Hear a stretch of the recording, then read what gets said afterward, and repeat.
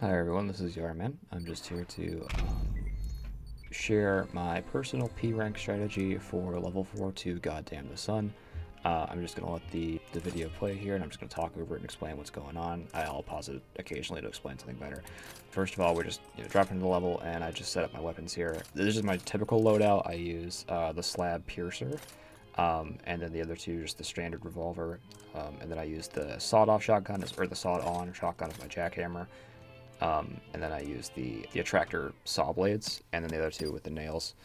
Everything else is just standard. It's probably not like the most optimal loadout, but it's the one that I'm the most used to, and so that's the one that I typically use for these sorts of things. And if you're not familiar with how to get the slab or the saw blade guns, don't worry too much about it. It's not like integral to the strategy. In fact, I don't even use the jackhammer whatsoever during this run, so that one's definitely not. I think the most relevant is probably the saw blade gun. You can get that one also. It's in Greed. You can look up a tutorial for that one. Basically, you have to go find a secret boss in 4-3, whatever the like underground level is, and then you can find it in the like V2 fight level by shocking the water in the like the room with the cat mural. You can shock the water with your like rail cannon, and it'll open up a door, and you can go get the saw blade gun there. But anyway, so we'll start the run here. So immediately, of course, the husks just run at you and then get killed by the sand, so it's not a problem. Then these guys, you just kind of use the marksman to take them out with the coins there. For the Cerberus, we do the Cerberus Cannonball Insta-Kill. This is not terrible. It does take a little bit of practice, but once you get the hang of it, it's a pretty easy insta-kill to execute.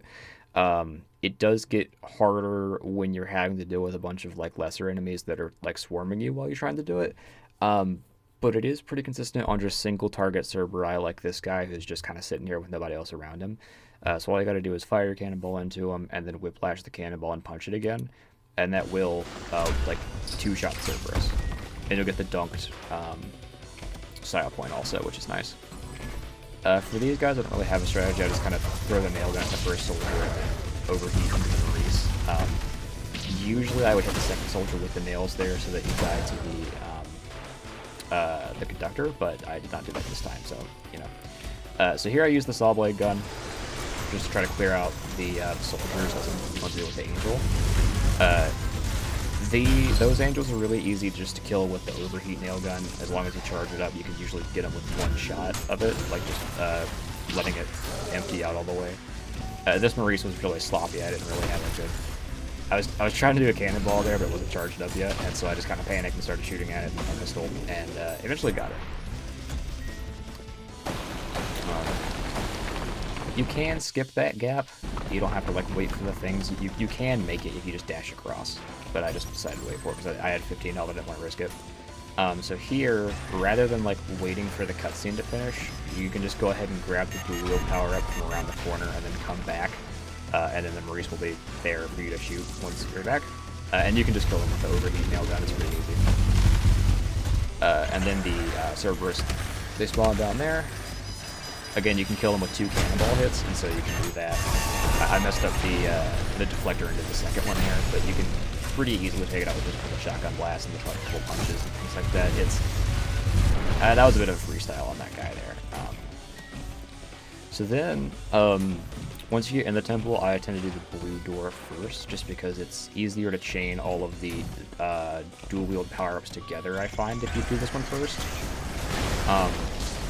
Although I did fail to get all of them together in this run, but it's not necessary really for the P rank, unless you're doing a strategy where you actually kill the Insurrectionist, and we'll get to how we kill the Insurrectionist in this run shortly, but definitely just freestyling here. I don't really have a solid, like, grounded plan for what I do in this room. I just kind of go at it. So here, you can shoot out the window with the slab revolver, or any other explosive. And you can, if you have the whiplash from the V2 fights, if you've done V2 before this, which you probably would have if you're doing P rank, you can use the whiplash to like put the skull on the pedestal from really far away, which avoids having to walk all the way down there, which is good to save time. And to save the timer on your dual wield power up too. So here I do recommend taking out the Maurices first because they shoot so many bullets, and there's a lot of enemies in this area out here, and so I would definitely encourage you to take those guys out as quick as possible, especially because you don't want the stalkers getting to them. One did get to the one on the left there, but it was already kind of low, so it wasn't that big of a concern. But you don't want a stalker to go hit a fully charged Maurice. It's going to be a problem. I do tend to prioritize the bigger enemies first, just so that like I don't have to worry about them, especially the Maurices and the I don't remember what the angels are called, but those ones that do the like the sky lasers. They do tend to be a problem if you just ignore them for a while. It's always these guys too. I think the Scourge is what they're called.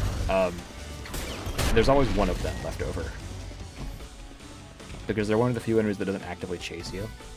Anyway, so here's how we do the boss cheese. You just take the red skull, throw it on the pedestal while you're still over here, and then just stand in the glass panels. You do have to make sure you don't accidentally destroy the glass panels beforehand, but you can just wait for the boss to spawn, and then it'll jump over to you, and you can just move out of the way, and it'll eat itself into the chasm and die. So it's a really easy way to get the challenge for this level, and also just to beat the Insurrectionist really fast, which you want to do anyway for P rank. Usually from the freestyle sections you get enough style points that I don't think you need to fight the Insurrectionist for the style points. As long as you're like switching weapons often enough and doing cool stuff during the freestyle sections, you shouldn't need to fight the Insurrectionist at all. So it's a pretty easy strategy. I mean, you could see that I messed up quite a bit during that run, and still ended up getting a P rank and the challenge. So there's definitely a lot of leeway. The only thing you gotta make sure of is that you don't accidentally break all the glass panels. You can do it with like one glass panel, I think. You just gotta make sure that you have enough space for you to stand on so that the boss will jump to you.